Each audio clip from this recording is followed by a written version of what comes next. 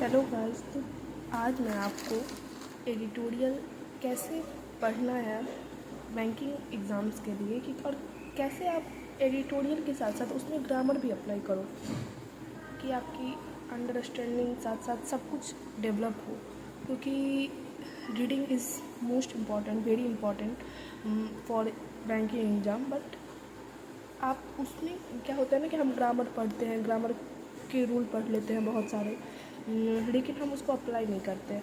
हम फिर सोचते हैं कि ग्रामर के लिए हम एक सेशन देखेंगे इंट्रोडक्शन का, तभी होगा। नहीं, आप उसको जब आप रीडिंग करते हो ना तब आप अप्लाई करो। तो ये द हिंदू का न्यूज़पेपर है, ये आज जून 28। तो आप ना साथ साथ करो चीज़ों को। तो पहले चलिए, तो यहाँ पे है interim signals. The BJP is hosting a seemingly insurmountable. जैसे कि आपको इसका वर्ड नहीं पता है, इनसरमाउंटेबल क्या होता है। तो आप क्या करो ना, जब पहली बार आप पढ़ो तो आप रुको मत कि आप जैसे कि आपको इनसरमाउंटेबल नहीं पता तो आप वहाँ पे रुक गए। आप क्योंकि आपको हैबिट बनाना है, क्योंकि आप जब आरसी रीड करोगे बहुत, तो आप ज़रूरी नहीं है कि आपको सारे वर्ड का मतलब पता ही हो, पर आप वहाँ स्टक नहीं हो सकते हो, आपको आगे बढ़ना होगा। तो इस वजह से तो आप क्या करो, पहले जब पहली बार मतलब एक एडिटोरियल को आप पहली बार रीड करो तो आप पहले रीड करो, the BJP is posing a seemingly insurmountable challenge to a fragmented opposition. The outcomes in 3 Lok Sabha constituencies, 1 in Punjab and 2 in Uttar Pradesh, make significant political points unusual for such routine bipoles. ठीक, जैसे कि आप क्या कर सकते हो कि जब आप शुरू में अगर स्टार्ट कर रहे हो, आप बिगनर हो, तो आप नहीं पढ़ सकते कि आप पूरा पढ़ो और फिर आप कोई भी मतलब आप इतना देखो, ये इतना बड़ा पूरा है, तो आप पढ़ोगे आप भूल जाओगे कि आपने क्या पढ़ा। तो सबसे ज़्यादा क्या है ना कि उसको आप मतलब एडिटोरियल कुछ भी रीड करके आप अगर उसको समराइज़ कर पा रहे हो तो आपकी रीडिंग स्किल बहुत ही अच्छी हो चुकी है। आप ये समझ सकते हो कि तब आप एग्ज़ाम में आरसी भी जल्दी रीड कर लोगे, आप अगर समराइज़ कर पाते हो तो। ठीक, तो इंटरिम सिग्नल्स, जो अंदर से सिग्नल आ रहे हैं, तो BJP is posing a seemingly insurmountable challenge to a fragmented opposition. मतलब बीजेपी क्या कर रही है कि चैलेंज पोज कर रही है कि अपोजिशन को तोड़ने के लिए, फ्रैगमेंटेड मतलब भंगूर होता है, तो अब वो तोड़ने के लिए जैसे कि इनसरमाउंटेबल। तो आप क्या करो, जैसे आपको इनसरमाउंटेबल नहीं पता है तो आप क्या करो, आप ना वहाँ इनसरमाउंटेबल गूगल पे सर्च कर लो और फिर तुरंत उसको पता करो। फिर यहाँ पे आप ये देखो कि इस लाइन में ग्रामर क्या यूज़ हुआ है। The BJP is posing a seemingly insurmountable, ये आप देख रहे हो कि इज पोजिंग भर्व के साथ आईएनजी यूज हो रहा है, तो आप ये देखो कि ये प्रेजेंट कंटिन्यूस में है। Challenge to a fragmented opposition. ठीक, फिर the outcomes in 3 Lok Sabha constituencies, 1 in Punjab and 2 in Uttar Pradesh, make significant political points unusual for such routine bipoles.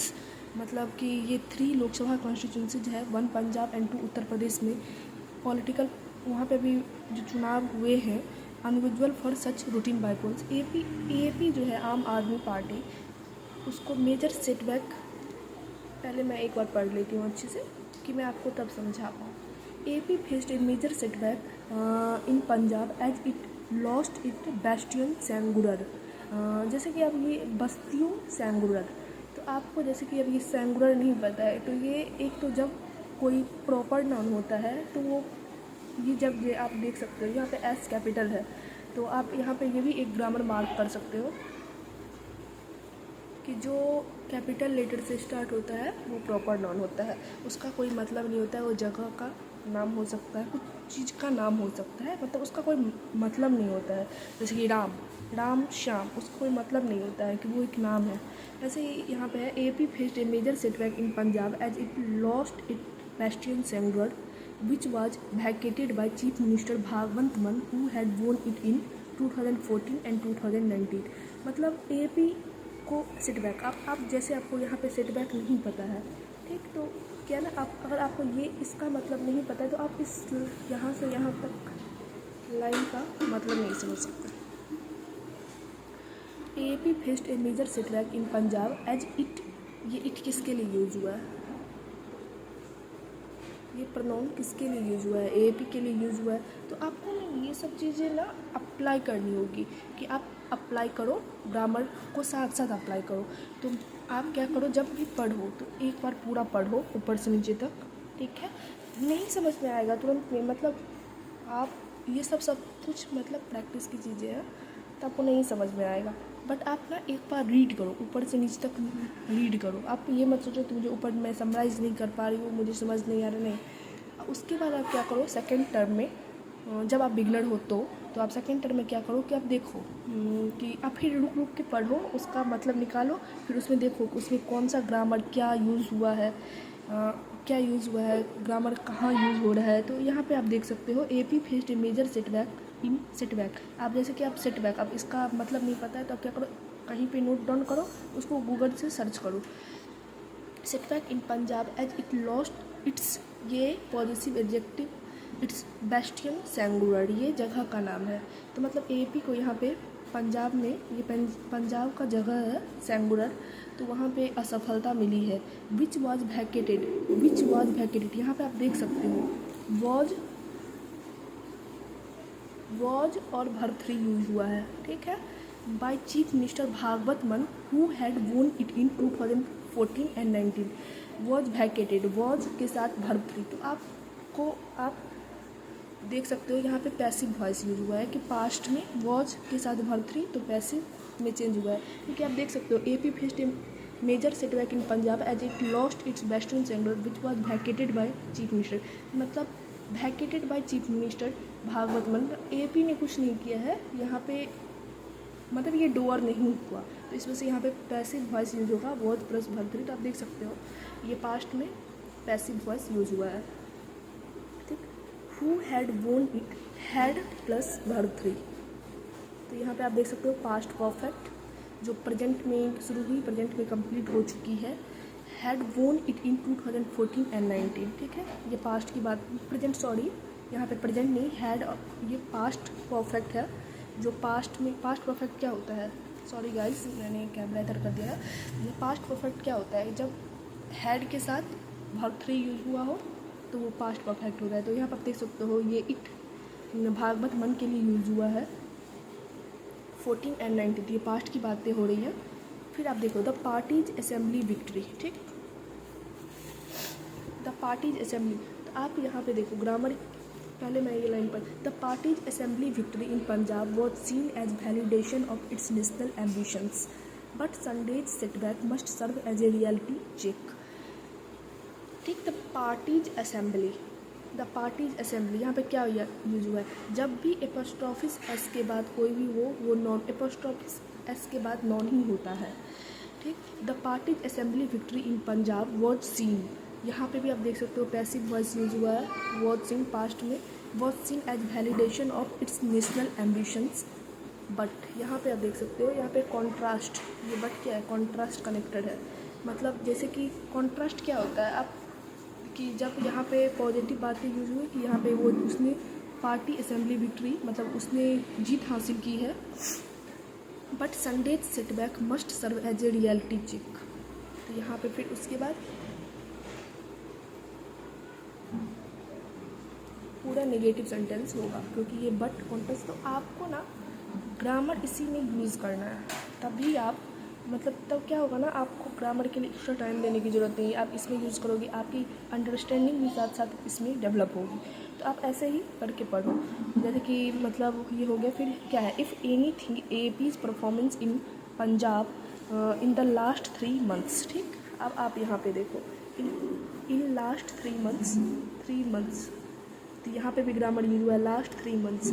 यहाँ पे क्या है, जब नंबर यूनिट हो और अगर सफिशिएंट हो 3 months अपने आप में सफिशिएंट है, तो यहाँ पे जो यूनिट होता है वो प्लूरल यूज होता है, तो यहाँ पे प्लूरल यूज हुआ है, ठीक।